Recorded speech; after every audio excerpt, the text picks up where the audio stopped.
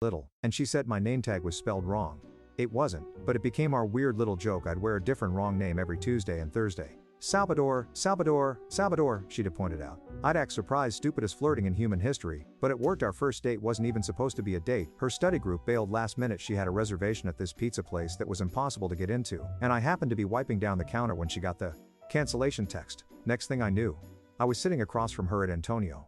Both of us awkwardly realizing this looked exactly like a date. 6 months later, she moved into my apartment a year after that. We got a slightly bigger place together. Nothing fancy, just a 2-bedroom with a bathroom where the toilet didn't run constantly, and neighbors who didn't practice bass solos at AMM.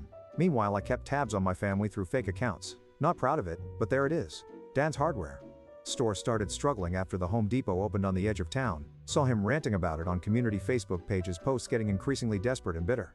Mom's social media became this weird shrine to family, constant throwback pictures of us all smiling, posts about missing her boys plural, which was rich. She'd tag Alan but never mentioned me, like I'd have been erased. Alan bounced from job to job, lots of vague booking about haters, and new opportunities. The classic social media smoke screen of someone whose life is circling the drain. 3 years in. Geraldine took me aside during inventory and told me she was thinking about opening a second location of Sunny on the other side of town. Asked if I'd be interested in running it, not owning. Running, important distinction. I didn't sleep that night, kept thinking it was some kind of test or joke. People like me didn't get opportunities like that. Banks had made sure I understood that much. That's the thing about poisonous beliefs. They stay in your system long after you've escaped the snake. But I said yes, because Kendra, half asleep beside me, mumbled that I'd be stupid not to. Because Doug, through a haze of beep smoke when I mentioned it, said duh. You practically run the original place already. Because Geraldine wasn't Banks, wasn't my family, and had never once made me feel like I was worthless. Sunny's East. East opened 6 months later, smaller than the original, different menu. My menu. I worked 98-hour weeks that first year. Lost 10 pounds. I couldn't afford to lose. Fought with Kendra about never being home, came to passive-aggressive post.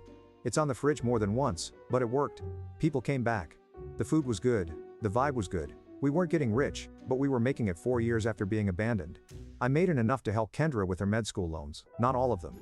Those things are monstrous, but enough to make a dent. She cried when I showed her the payment confirmation, not movie crying. With perfect mascara tear. Real crying, snotty red-faced hiccuping crying. I'd never felt more like a real person than at that moment. Then my grandmother unlived. I found out through Facebook. Mom posted this long dramatic tribute with a million heart emoji. Grandma Rose had been the only one in the family who ever stood up to Banks. The only one who seemed to see me. She used to slip me $20 bills when no one was looking, tell me to save it for my escape. I think she meant college. Turns out it was more literal.